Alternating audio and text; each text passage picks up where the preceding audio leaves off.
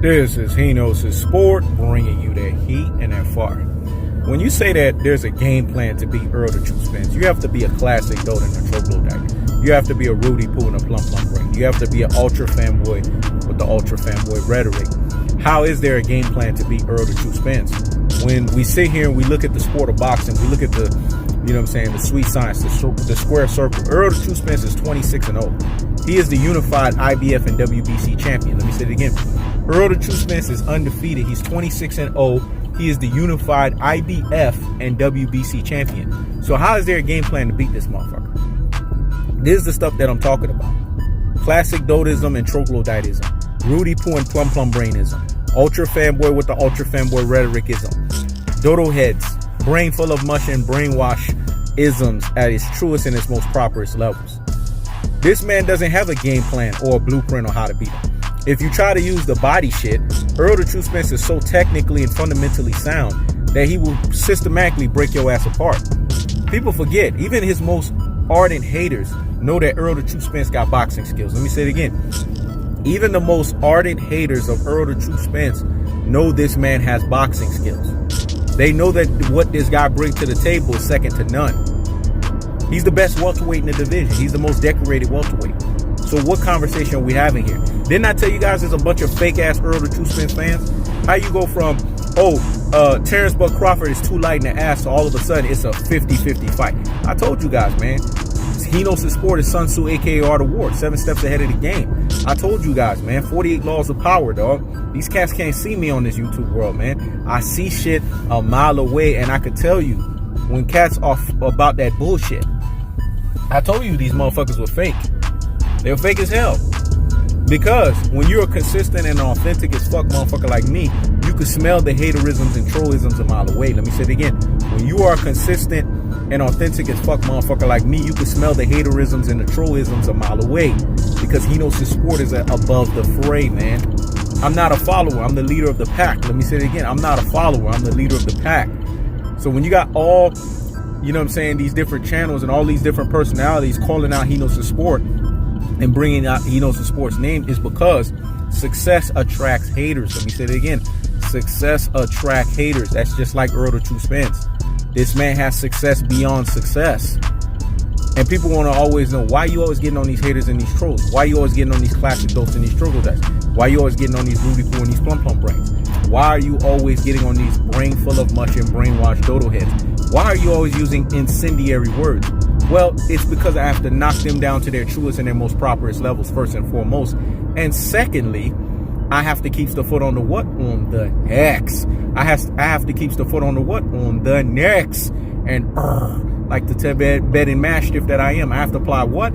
Unlimited pressure. Because pressure does what? It busts fucking pipes, folks. You have to keep the foot on their necks. You have to keep that motherfucker applied. You have to apply the unlimited pressure.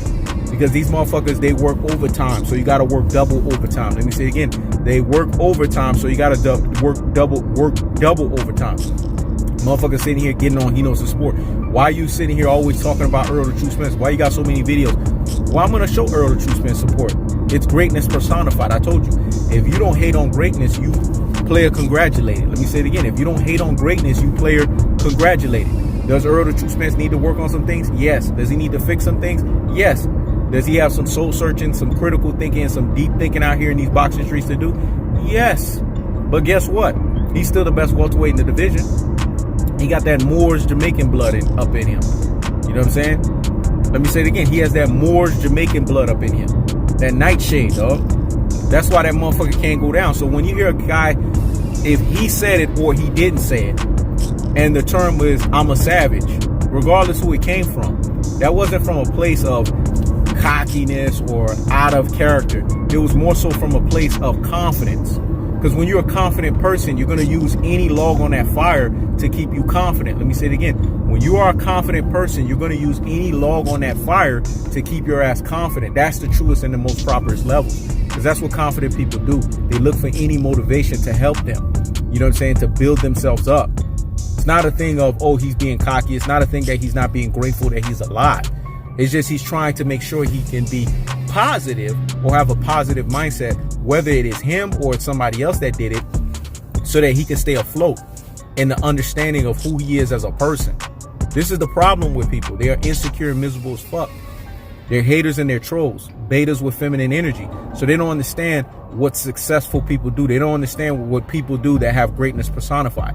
That's what Errol the Truth Spence is doing. So this rhetoric about all you have to do is attack his body, that's nonsensical. Sean Porter did the best that anybody could do against Errol the Truth Spence, and he lost that fight 9 rounds to 3, at worst 8 rounds to 4. Let me say it again. Sean Porter did the best that he could do against Errol the Truth Spence versus anybody Errol the Truth Spence has fought. And guess what ended up happening? He lost the fight 9 rounds to 3, at worst 8 rounds to 4. Matter of fact, he didn't even do the fucking best. It was Kell Brook, because Kell Brook was beating Errol the Truth Spence up the first half of that fight, and Errol the Truth Spence had to dig deeper. As a matter of fact, that was a more arduous fight for him, but he figured that shit out via the tactical aggression, technical punch placement, and body snatching work, the levying onslaught of the punishment style. So Errol the Truth Spence is definitely a fighter that is to be reckoned with. He's a fighter that people need to take seriously, and he's a fighter that's here to stay. This accident couldn't stop him. So that means he has a purpose and he has a reason, and he has something that he's meant to be in this life. And I hope God can show it to him, you know what I'm saying, so that he can show us the next chapter. The best welterweight, the IBF and the WBC champion, 26-0, unprecedented. So higgity fucking hush. This is He Knows the Sport, checking out.